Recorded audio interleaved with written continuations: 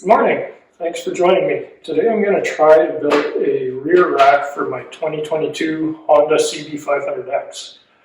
There's lots of rear racks on the market, perfectly good ones. I'm just not quite happy with the way they look. I really wanted to try and preserve these grab handles. They work really good for picking up the bike, etc. And I'm just trying to mount some soft luggage, specifically the Moto Reckless 40. And those bags need something to tie off to the back of the bike. I suppose I could just strap it around the taillight or something goofy like that, or under the fender, but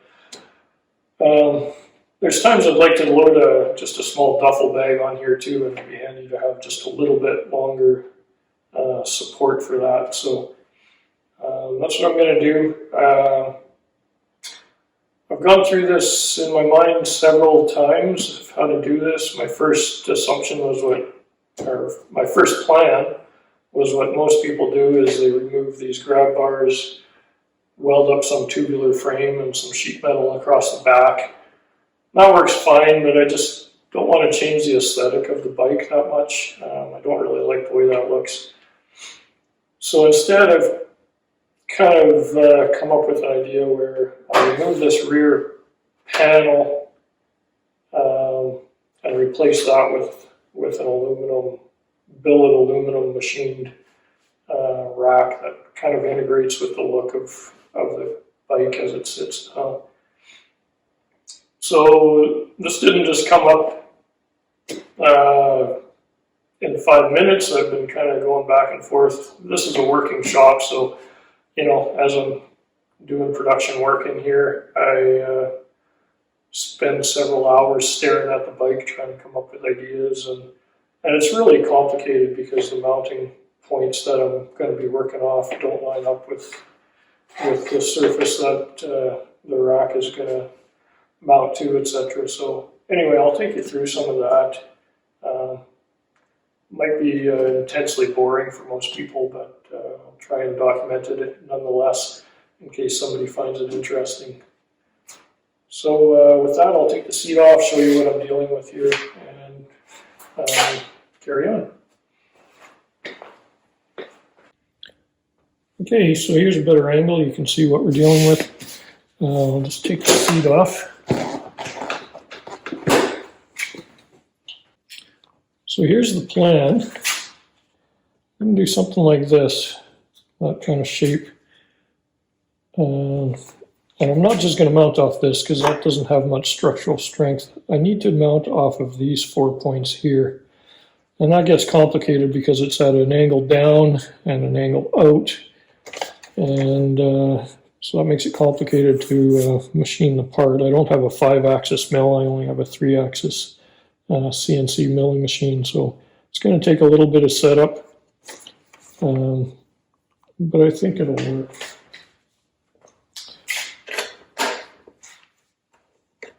And I want the aluminum rack. Again, I've gone over this in my mind a million times, but I think the best way is to remove this rear panel. That just pops back and off.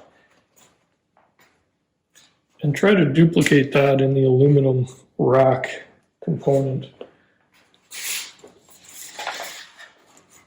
And here's a little bit better laser cut piece of paper, just kind of a template. And you can see that I just cut this hole in here to provide clearance with this. On the aluminum part, it would be machined into the bottom, and this would be solid, keep the rain out of the taillight, etc. But I like the look of that. I think it'll be the cleanest. You won't see sheet metal sticking out the sides. It kind of integrates with the existing grab bars. You can still tie off around here, and then I'll put some different tie down points around here. In fact, well, I started sketching some of it out on the back side of this. Be able to tie around some bars here, etc. Now the biggest trick here is going to be providing enough structural integrity to this rack there's really no clearance to get back from here. Once the seat is on, the bottom of the seat is very convoluted as well. It kind of wraps around the bolt heads and all kinds of stuff. And again, I don't enter these into these decisions lightly, because I don't like cutting up factory parts on a perfectly good motorcycle. But I think what I'm going to have to do is slice these tabs off that hold these side plastics kind of in place. They're not doing a lot as far as keeping things in place, because that rear piece locks into these holes and at the back as well, and they're tied down right here as well, and they're clipped into the plastic underneath. So that'll just give me a little bit more clearance, a little bit more space to come through with some structure on the rack through this area, and maybe tie down into this position as well as these 4 bolts. These are only M5 screws, so it's not going to add a lot of strength, but it'll be a little extra just to kind of keep some vibration down. So I'm going to start with this side. What I'm going to do is I'm just going to go up against the inside of this flange and cut this off straight with I'm just going to try and use a utility knife. I might have to use some side cutters or something to get through here, but I'll start with this, and I'm just going to put a metal ruler behind, just so that if it gets away on me, I'm not going to start slicing anything important under here.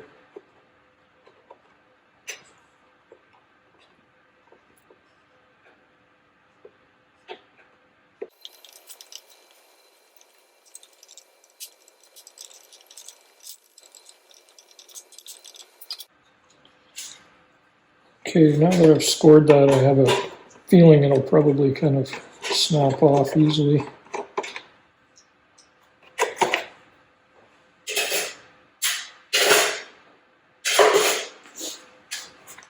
Pry that up a bit.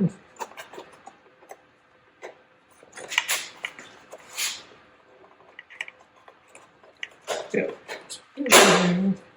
Oops, it just popped out of the tab there. No, I'm done. Okay.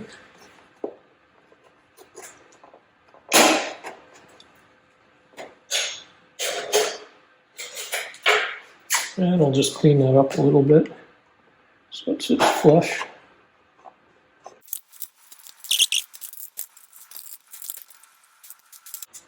Alright, that's pretty good. Probably clean that up with some sandpaper a little later.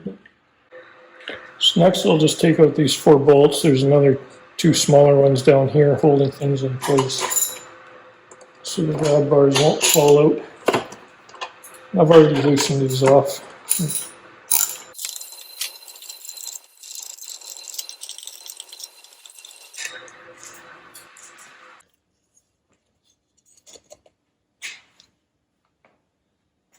So here's a situation where it would be really nice to have a 3D scanner. I don't have one, unfortunately. But I do have calipers, rulers. Even got this bad boy, which is a massive set of calipers. So I've done a ton of measuring, spent hours going over this, trying to get all the dimensions I needed, and I'm still not quite sure everything's exactly right. So I've been 3D printing different test pieces. My first idea was to make this a 3-piece design with these 2 smaller brackets, and then the larger bracket would bolt onto this, but I didn't think I'd be able to get that strong enough. And the number of attachment points, it just makes it a lot more complicated. So, but this gave me a really good idea of how to clear everything going on in here.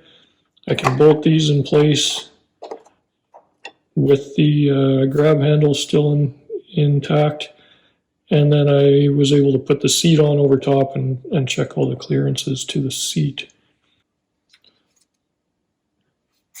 Now here's a larger 3D print. You can see this has all the details for the underside of the mounting structure. You can see it's very complicated. It's slate angle here relative to here, angled in, trying to clear different details on the seat, trying to clear around this, but trying to get as much thickness through here as possible so that there's a lot of structural strength to it, because we're going to be pressing way back here if we load up the rack, and the main bending load is going to come through this area where there's not a lot of material right here. And this side is terribly ugly, but I had the 3D printer set on the lowest resolution, and this was all support structure that I wasn't too worried about in this case. And you can see I've already been kind of notching and chewing away at this to provide some clearance in areas that I forgot about. This is just a bit of a detail on the seat that interfered. And why the strange shape? Well, my printer is only that big, and I wanted to pick up as much detail as I could, the most important details. So I've got the mounting here, I've got these two bolt positions, barely, and I've got kind of the cutouts under the bottom side. I wanted to make sure it cleared the tail light. And I've also got this tab that sits in here, and the edge of this, whoops, sorry, I'm off camera here. I've got this tab that fits into this slot, and I've got this edge that runs along that little inset there. And I'm glad I did this, because what I've found out already is that the angle that I'm using is out by just a little wee bit. At this corner I've got, I'd say about 2 millimeters gap. So I need to adjust these angles a little bit so that when this is bolted down tight, this is still sitting flush along this surface. Because again, I'm trying to replicate this edge of this part that I removed so that it looks like a, like a part that came straight from Honda.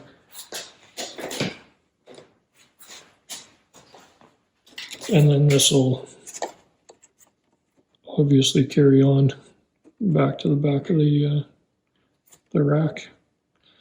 And the way I determined the length of this, I just basically drew a straight line from the back of the, what's that, the license plate light, I guess.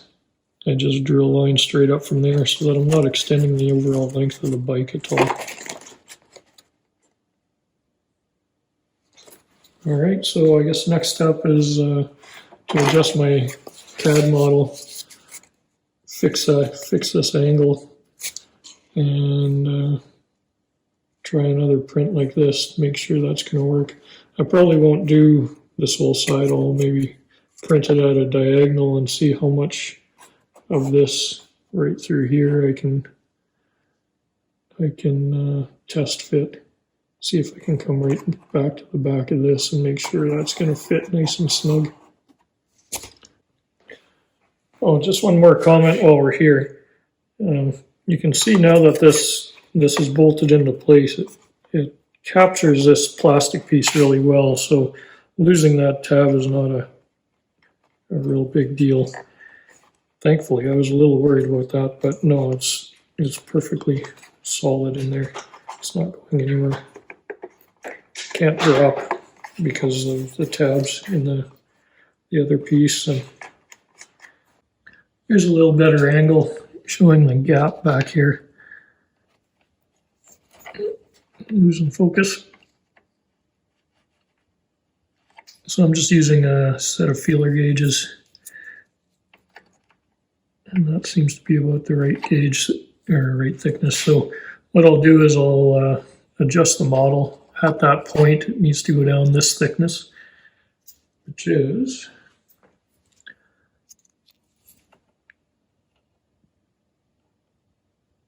2.8 millimeters. So I can calculate the change that needs to be made to the angle based on where this point is relative to this point, because this point is a nice fit. So over this length has to go down a little trigonometry, and then I'll print another piece to check the overall fit of everything. Well, here's the new 3D print in place. It's pretty disappointing, actually. I think it all warped on me. I think the top surface is this is the way it printed. So this was the top surface. I think that surface is pretty accurate. But this is the part that was on the table in the 3D printer, and it seemed to pull off the table for some reason. I'll have to level it and see if I can get a better print out of it, but you can kind of see how it's all gone wavy except for this area. And I think that's probably where it was pulling off the table. At any rate, it did help me figure out some clearances. It helped me figure out how to get this to fit better without that gap. And I'm just going to bolt it down and check the fit with the seat. I'll probably do that off camera because I can't really see in there anyway. I've got a few more changes I want to make. One thing that's obvious is there's no clearance here to get a strap through this, so the height of this bar is going to have to be very short, and then I'll make it taller for the rest of the rack back here. I think that's about it for now. Back to the drawing board, I guess.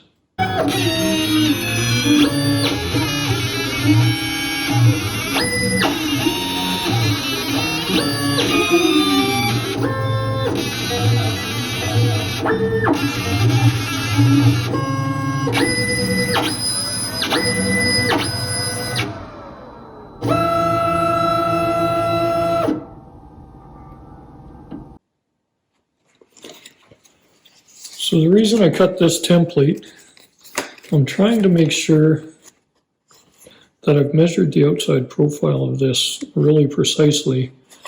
Really, it only matters up to this point,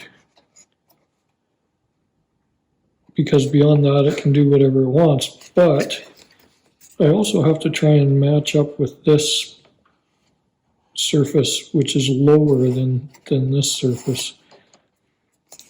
And that gets really complicated because you can see this is a plane here.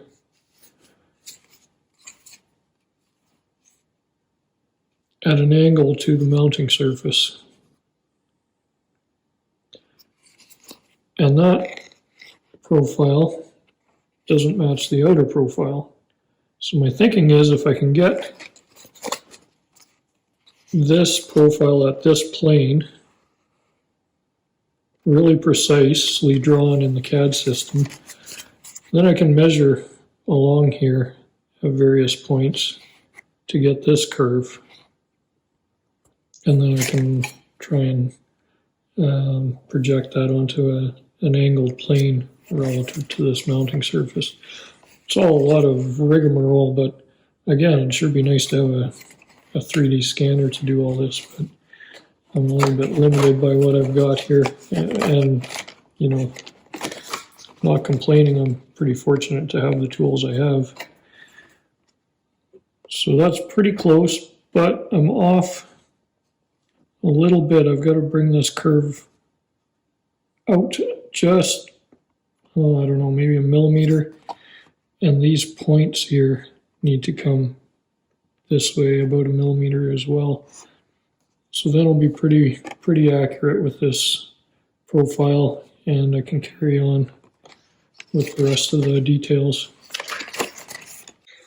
Okay, I've cut another one of these templates, and now it's looking really good. I think I've got it. I maybe pulled this back, well, out a little bit too much, so take that back 1 millimeter. Otherwise, I think I've got that profile nailed down. And like I say, now I can try and determine that profile right here.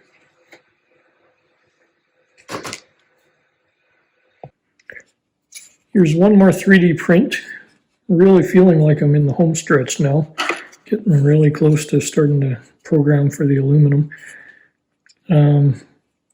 This is as big as my 3D printer will print. Pretty much maxed out the capacity, but you can see I've cut a couple holes here just so that I can see inside under the taillight area. I wanted to check the fit around the back of the taillight with this extra feature that I've added in here, and I can only pick up on these two mounting holes with this size of print, but anyway, that just drops in there, and it's fitting really nice. I've got clearance to the taillight and all the features inside here. I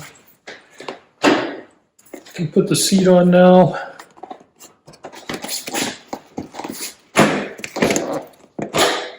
And you can see this feature kind of follows the back of the seat real nice. So yeah, I think I'm ready to go with aluminum. I'm really happy with the way this is fitting, and I'm excited to see how the finished product looks.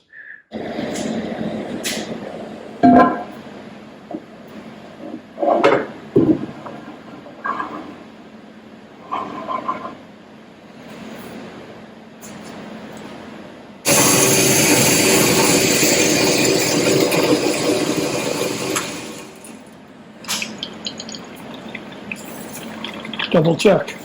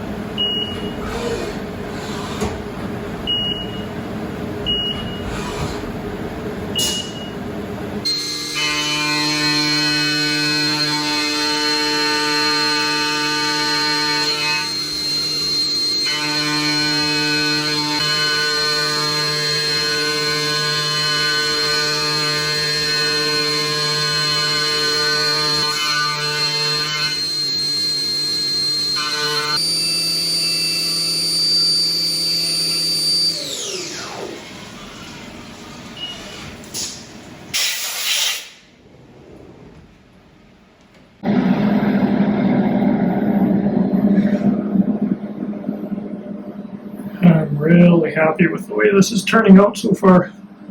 Okay, well that's the first operation done. Now to do the next operation, I needed some way of holding this upside down. So I made these wild looking fixtures here, and I'll be able to use these in theory for the next 3 operations. So those fit, let's see here, hold on, this way, like that, and like that. So that can be held in the vise now against there, upside down of course, and it can be held at 2 different angles. I can set it on this surface for the first operation, and then I can set it on this surface for the next operation, and then I can also flip these over, set it on this surface, and it fits in here as well to be clamped for the 4th operation. So we'll put that in the mill and see if this is going to work. You can see these also have stops on them too, so now I can index this against the side of the vise if I want to do multiple parts. Instead of probing every single part that I make.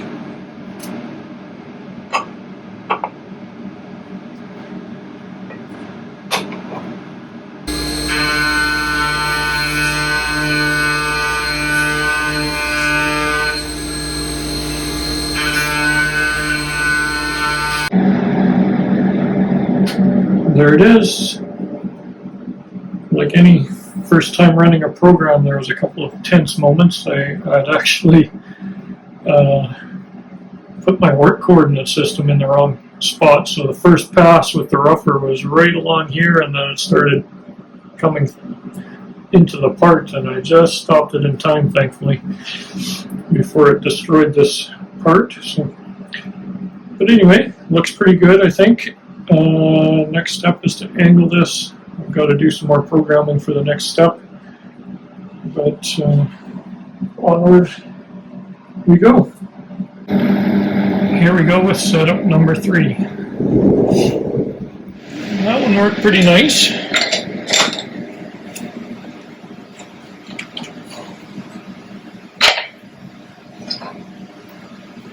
So that cleaned up all those legs here on the underside.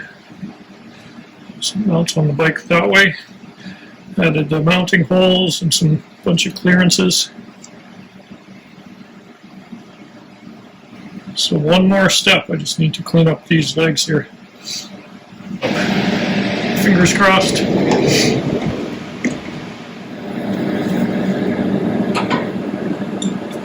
Well, there it is. I am crazy happy with that.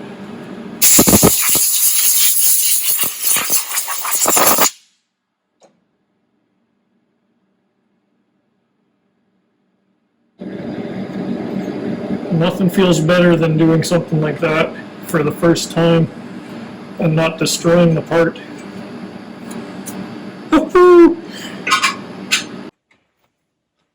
Well, it's done, and I am super happy.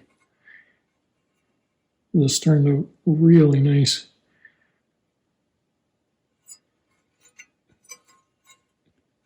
Gonna have to get a different end mill to try and reduce the tool marks on this surface, but other than that, I am super pleased with this.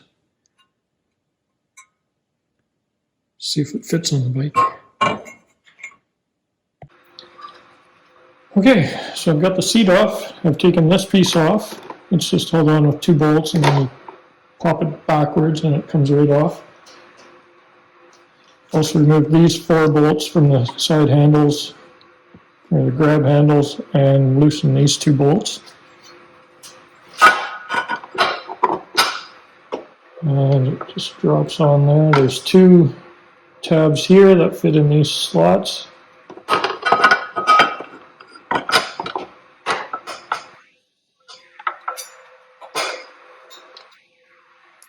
And I'm going to put these bolts back in, the original bolts.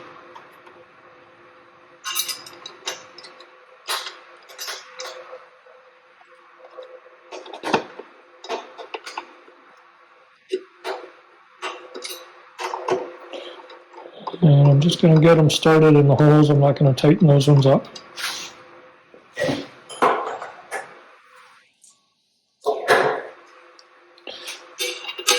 Next I'm going to put these 4 mount bolts back in.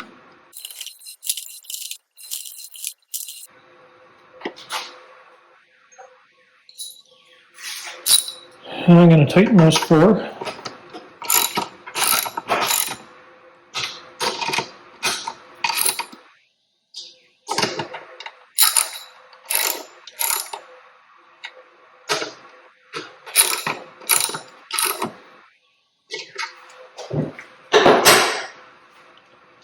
And then I'm going to tighten these 2.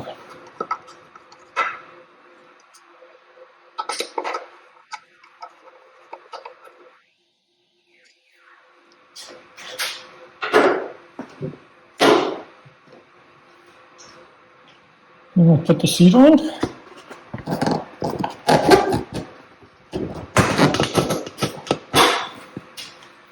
And there it is. Oh, I'm in love. That is nice. Just do a little walk around here. Just a full view of the bike. With all my junk in the background.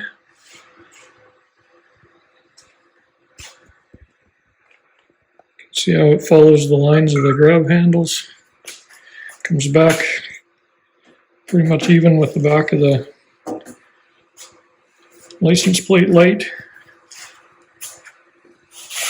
Still see the brake light under there.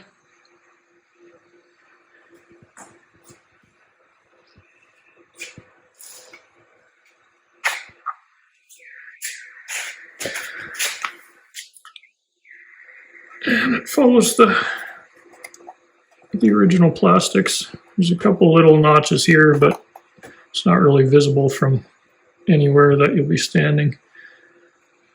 That's an undercut for my machine, so it'd be pretty hard to fill that in unless I added extra pieces, but I don't think it's going to be a problem.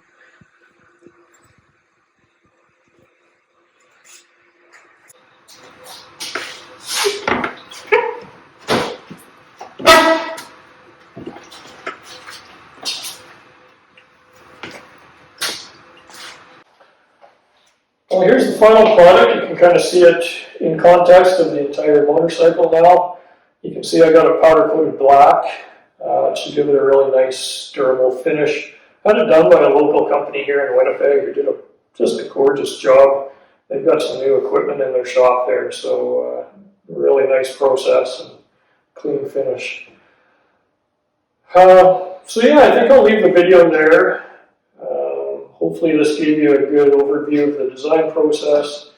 Obviously I didn't show every step of the process. I left out a lot of stuff like the CAD work, the stress analysis, for strength, the CNC programming, the speeds and feeds. There's all kinds of stuff that I didn't cover here, but I really just wanted to kind of start from the beginning, take you through I guess the design process, what I went through, the steps involved to get to this point. I'm happy enough with this rack. I think I'm going to offer it for sale. If you've got a 2022 CB500X, it will fit. If you've got a 2019 to 21, I think it'll fit. It's got a different part number for the seat, and I just have to try and figure out what's different there. But anyway, you can contact me on my website or leave a comment on the video if you have any questions. I'll put the website in the notes to the video so you can go there and check it out. And yeah, I think that's good enough for this video. Hope you enjoyed it. If you made it this far, thanks very much for watching. And ride safe, stay safe. Thanks again.